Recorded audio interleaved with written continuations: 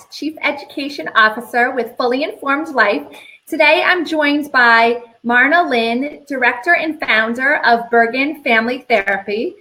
Marna, can you just introduce yourself a little bit? Sure. So I'm a child and family therapist. I founded and run a practice in Ridgewood. There's 5 of us, and we all work with children and families. And I've been doing this for a very, very long time, over 30 years. It's a little scary.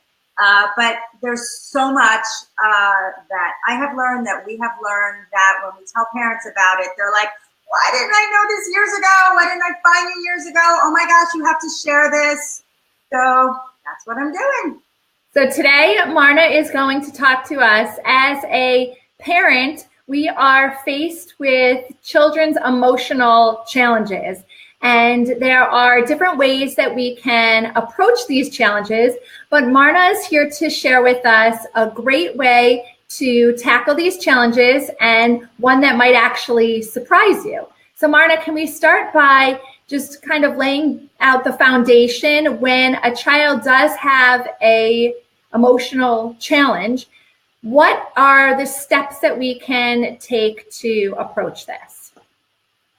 So the first thing is everything that we do at my practice, everything I do with my own kids, and everything that I would love parents to do is to really keep the brain in mind. We call it parenting. I call it parenting the brain-based way. Really thinking about, wait a minute, how does this system work? And let's make sure that when we're talking to our kids, trying to help them in the middle of a challenge, that we're paying attention to how the system works, right? If we want to fill up a bottle of water, we want to make sure it's under the faucet or under the filtered water. You know, we want to get what we're saying in. We want to be helpful, obviously.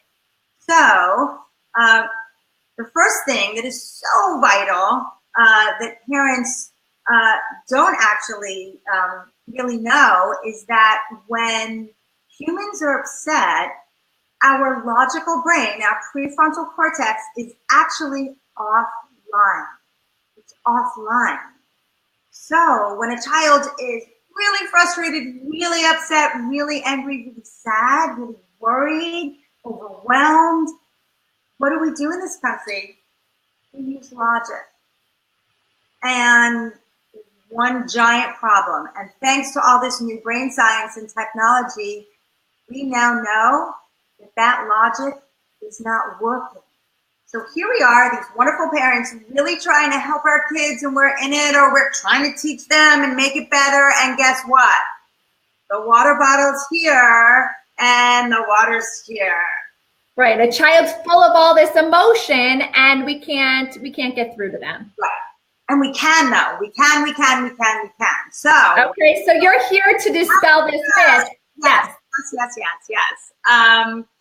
So what we have to do is speak to the emotional brain, because that's the one that's working and online and in charge when we're really having a challenge of any kind. So we take the logic and we throw it out the window for a few minutes. And I have called it the ABCs. The first thing you want to do is acknowledge the feeling. Again, we're speaking to the emotional brain. It's a whole different language. So we acknowledge the feeling.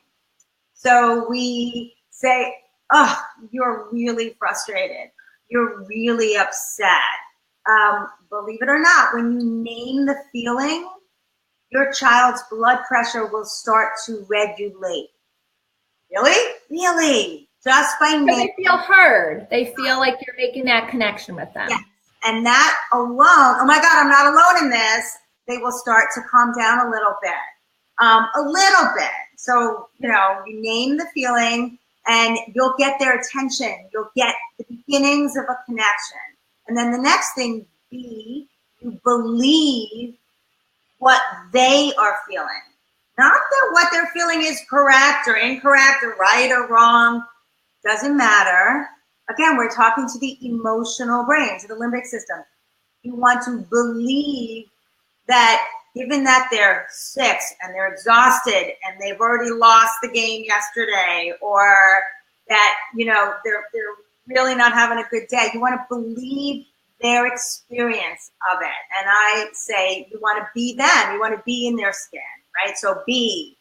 And I will give you, we'll talk about some examples in a few moments. And then C, now we cope. Now we cope.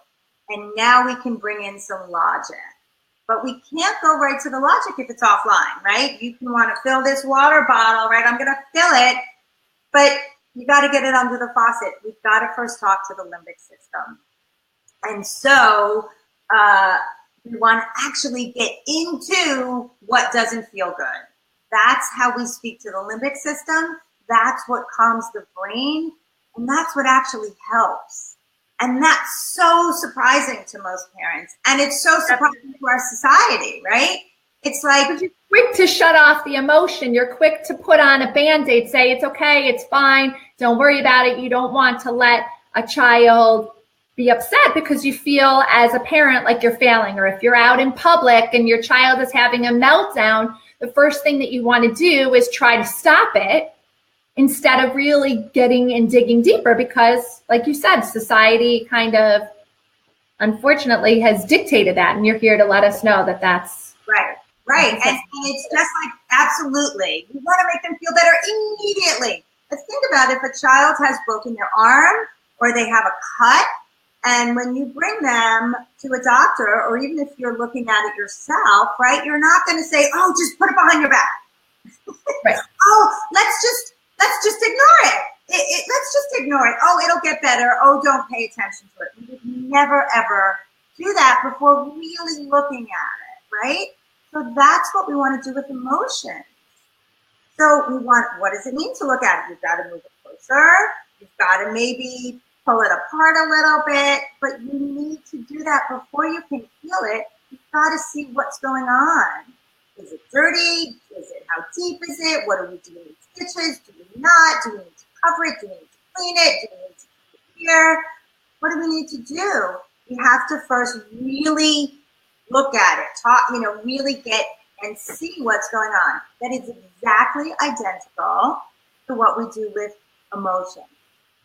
Surprise, it's the opposite. yes. More, I know this stinks. That's awful. That's no fair. Oh my goodness. That's not what you wanted.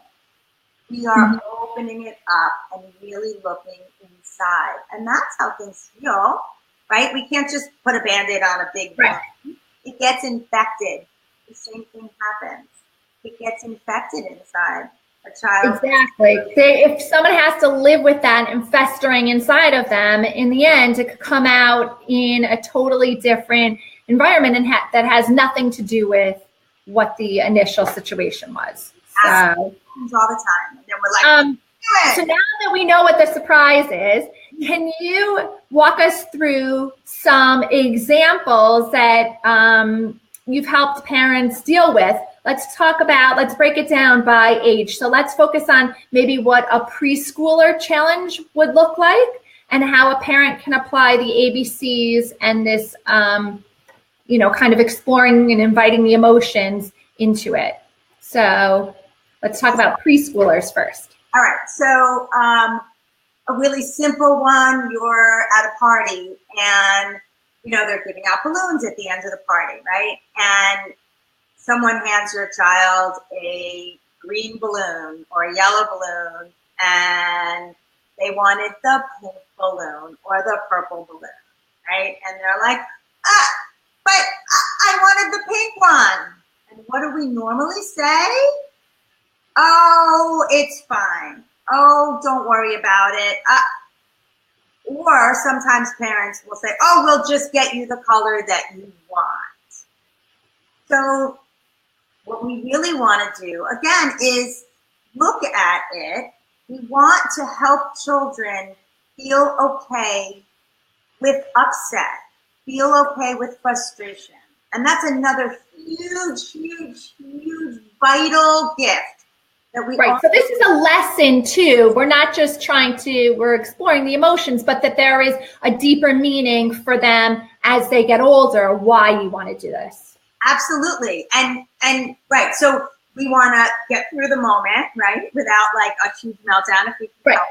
We want to help them with what they're feeling. But this is so vitally important that we help them sit with upset, sit with frustration at 3, at 4, at 2, at 6, at 8, at 10, because we know things get more challenging.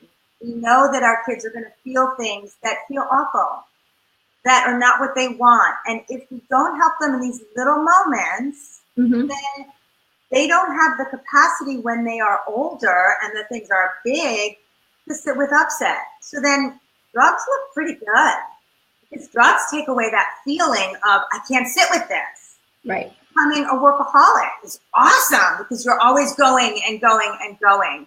You know, there's so many kids out there who at night when they settle down, all of a sudden they can't sleep. It's because they're not knowing how to deal with all these feelings. So they're going. But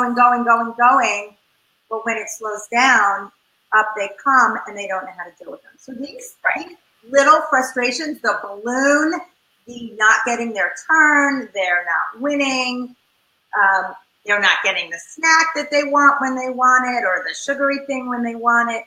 Those moments are actually wonderful opportunities and gifts to help really prepare them to sit with disappointment, to sit with frustration. And then you watch these kids soar in their lives when disappointment or frustration happens, because they can sit with it. It doesn't throw them completely. It doesn't put them in a panic. They don't have to run from it. They don't have to do all these other not really great things to deal with it. They can handle it.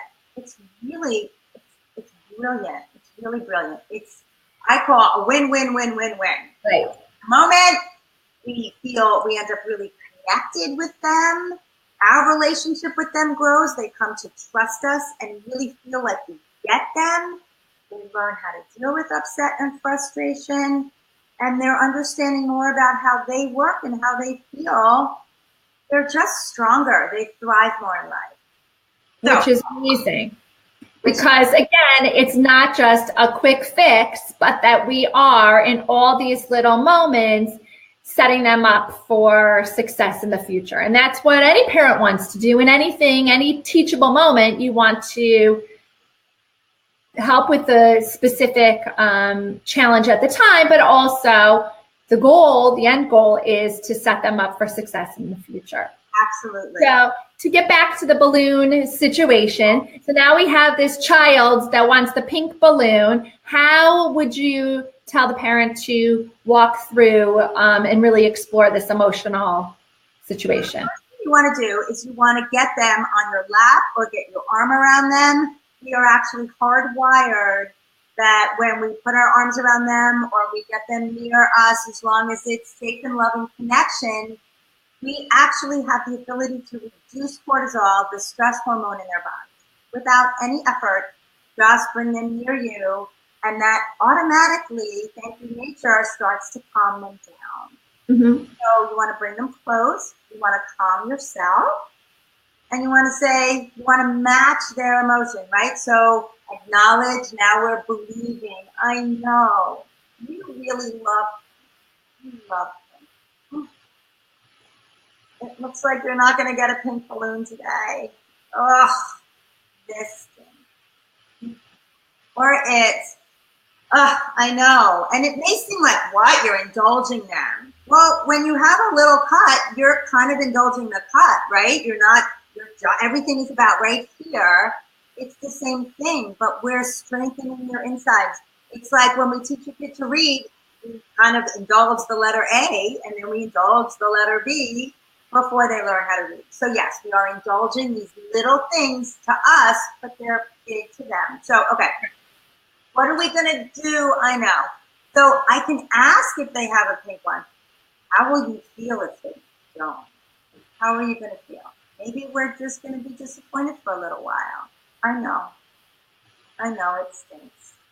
That's it. That's the whole thing. We don't have to fix it. We don't have to tell them not to cry or not to be upset. You don't want to tell them it's no big deal. In their little world, it is a big deal. Right. And that's it. We don't have to indulge, we don't have to give in to what they want. All feelings are allowed, not all behavior is allowed. Mm-hmm. Brilliant rule of thumb.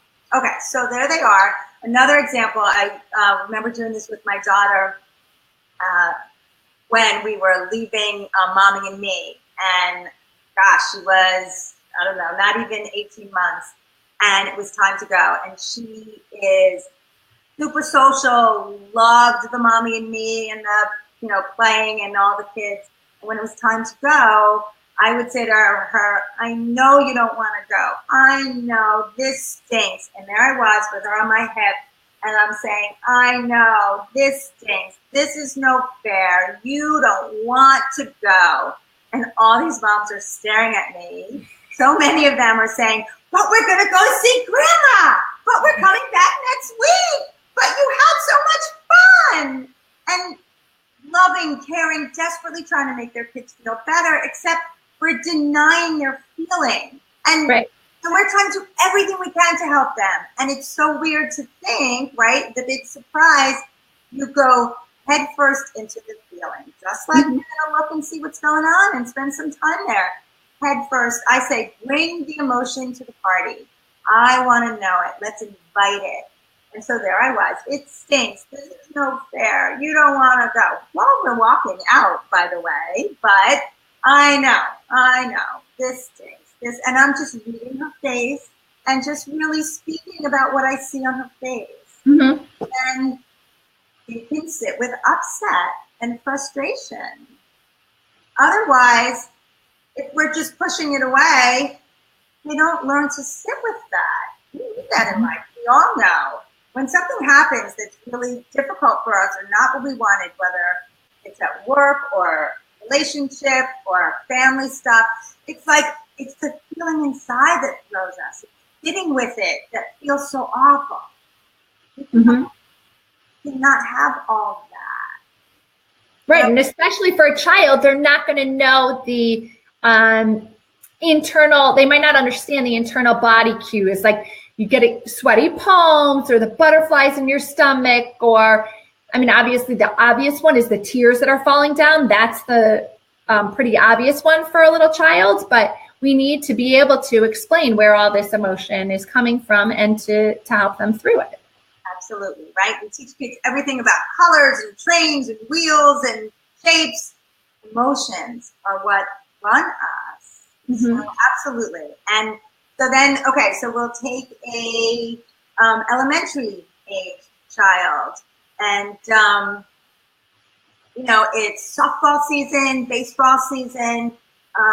So there's a child, a little boy who, got the opportunity to play with the A team, and right, so he's all excited. It really feels great. And guess what happens? He's benched. He never gets up to even hit the ball. So he's going with all this excitement, and it's like this total disappointment. Mm-hmm. And our reflex, right, is brush it away. Oh, maybe next time. Oh, this is new. Oh, what do you expect? You wanted the A team. Here you have it. You can't always get what you want, right? That's kind of like, man. We're doing it out of love. Of course. So surprisingly, again, big surprise, the opposite. Let's invite it. Let's really look at it. So it's, that was kind of awful, huh? If their faces, I mean, if they're walking off the field and they're happy as can be, hey, again, we acknowledge and believe what they're feeling. And the first thing we have to do, which is so hard, is calm ourselves. Right. And that's not always so easy. So you see them, he's walking off the field or coming to you and it's like, and he's like, so you go, yeah, that stunk, huh? And this is even a bigger surprise. I go, ready for this? I go more negative. And that might sound so strange. I go more negative. I want to invite all the icky stuff. all of it. I want them to share the icky stuff with me. I don't want them keeping that in and then kind of getting information from other people. No, share it with me. And so I go more negative, and it gives them the opportunity to, parents say to me all the time, I say, how are you feeling? Or why are you upset? And I get nothing. I get nothing when I ask that. So what you do is you go, that stunk. You read their face. And you say it with a question mark at the end. So they'll correct you. They always correct you if you're wrong when you're going for like, that was awful. And sometimes kids will say, wasn't that bad, but yeah, it was bad. Or some kids go, yeah, that was awful. And you're like, I'm sorry, you were so excited. You were so excited. And we sat on the bench the whole time. And some parents are like, well, I don't want to say that. But they did sit on the bench the whole time. Right. You gotta address the elephant in the room, the emotion in the room. We don't want them pushing it away. We want them to bring it up, feel it, know how to deal with it, process it, and then guess what happens? It does start to go. And then it starts to evaporate. But first, we've got to really invite it. So, oh my gosh, that's so, oh boy. Uh-oh. What happens if this happens next thing too? Ugh. And sometimes parents are shocked. What? Why are you putting, but they're already feeling that. They're already thinking that. And if they're not, we want to prepare them for what happens if it continues to feel like that. These are brilliant opportunities. Mm-hmm. They can know, okay, it might really stink. It might really be disappointing. Whoa. They can then handle future disappointment in their life. And you're doing it with them. Get them, humans, all of us, to really feel gotten by someone that we care about. For them to really get how bad it feels, it's like heaven. Mm-hmm. Heaven, even if we're talking about something that feels awful. It's a wonderful feeling, and we want to give that gift to our kids. I know you've said before, in the preschool example, so you went through the ABCs, and with the elementary, you went through the ABCs. You said to regulate yourself as the parent before you speak and you invite the emotions.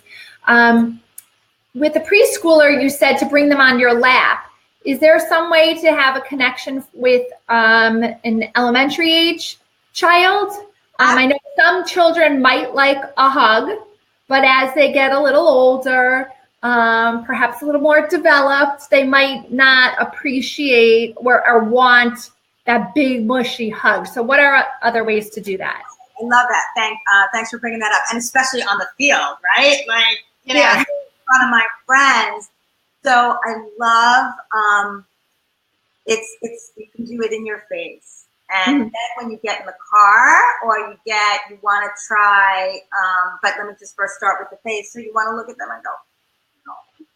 Like, have you ever been somewhere where you're going through, you're at a meeting or your child's having a meltdown and you're with your friend and she looks at it and she goes like, oh, it's like heaven. She gets it, she's reading it, she's got it.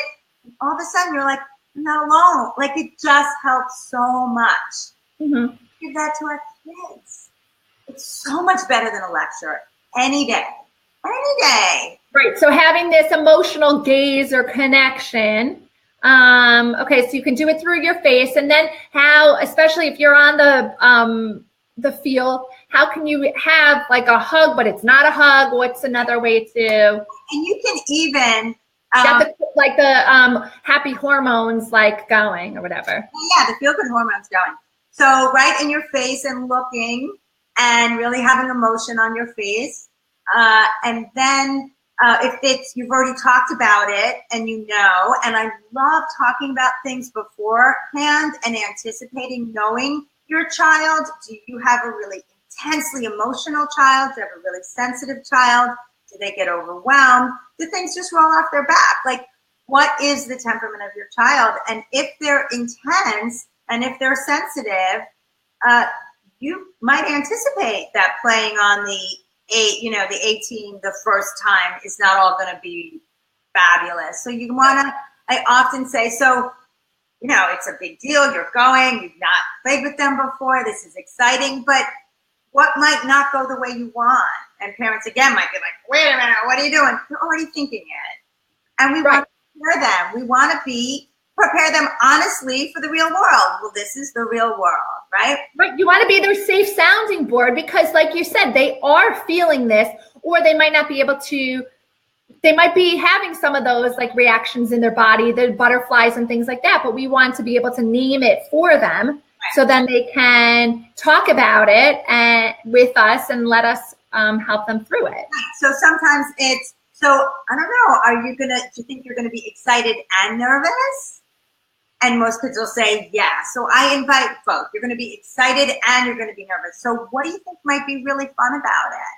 What do you think might sting, or what might be disappointing, right? And believe it or not, when you know, and it's also the whole expectation thing, when you know that there are parts that may not be what you were hoping for, your expectations are now in check. You're ready to kind of handle it. Your brain, your limbic system is kind of ready to handle it and help you with it. So you can say to them, is there something I can do if it's really feeling like, can we have a signal where I can be like, I got ya? Or, you know what, maybe we'll have to do something special afterward if it really, who knows. But do you want me to go like this? Do you want me to be like, God, like what? Is there something I can do? And even if they say no, because they don't want their friends to see, or that's not kind of their thing, you've already let them know that you want to be there and do that for them. They're going to have that in their head when they're sitting there feeling like this. They're now not alone. So, and with older kids, or kids that, are not that huggy, though I'd like to try to get them to be, because there are feel-good hormones that are released that cascade and turn off cortisol and turn off adrenaline when you don't need it. Really much healthier the more you can. So you start off with, sometimes you just kind of go, you know what, let's sit on the couch, put your legs on, like, let me have your legs. And you put their legs over your legs. And you kind of can go like this. You can be like, can I just look at you for a minute? I just like, oh my gosh, you have the best eyelashes. Or can I just look at you? And you slowly get them used to more of that connection. It releases feel-good hormones and turns off stress. It's really, really kind of vital. And it's a system that's there for us, that's free, that we always have that. It never runs out, no charge, and it reduces stress. So it's pretty fabulous. So you can say, you can even say, I heard, that like hugs are actually so much more helpful than we thought. I know you don't love them. Can I like hug you from the side?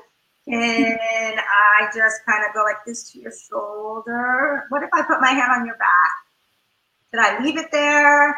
You want it like this? How would you like it? And you want to open that up. Right. So that again just is part of the calming bringing up the emotions, but then also another opportunity to calm the body. Yeah. So just to kind of wrap up, because this has been a ton of information that has been very helpful, and to let parents know, again, when there is an emotional challenge, that there is a way that we can all deal with it without anyone having to lose their stuff, and make sure that we take advantage of these small moments to really build our children up for success. So just to wrap up, if you can go back over the ABCs, and then if we want to find out more information or contact you, how we can get in touch with you, your website or something like that. I think actually we talked about we're going to do a part 2. So I think, we'll have more of these and get into more detail for parents that really, want to jump in. Okay. So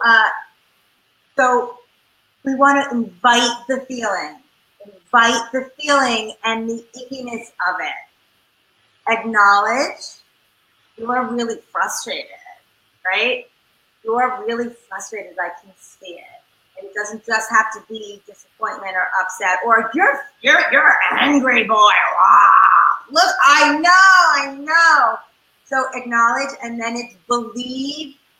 You're tired. You worked so hard on this, and it just fell apart. You've been building this Lego tower. Oh gosh, this stinks. This is no fair. So believe. You want to say the words that you think they're feeling, what it's like for them, and then please cope. But the tricky thing about cope, and it's not tricky, but because we're talking to the emotional brain, we have to keep it engaged. And the believe is the emotional brain. Cope is the logical brain. So we're believing, that will bring the logical brain back online, but we want to keep both going. So you believe, so you'll go, you worked on this, you've been working on this for the past hour and it just fell apart, or you're working on this and we have to go. What should we do? What should we do? So there's the cope, but I know that this is not what you want, but we do have to go. Right, so you have to kind of teeter-totter back and forth between the two until you've gotten them regulated. Yeah, and then should we take a picture of it? It won't be the same as having it, but it might help a little. But this stings. Right, so you're teeter-tottering between B and C, and you're, maybe you're putting your arm around them, maybe you're really up close kind of looking at them with little kids right on my lap. My girls were just, as soon as I could, because I know that this is going to reduce that stress, and it brings a sense of trust and calm, and it's free. So right there, and look at them and calm yourself. Acknowledge, believe, cope, a lot of believe, and then cope, believe, cope, believe, cope. And it really grows incredible beings, and it grows your relationship. And then those little things heal, and then they get used to having to be able to sit, not run, not freak out, not deny, but be able to sit with frustration, disappointment, and hear what's really going on.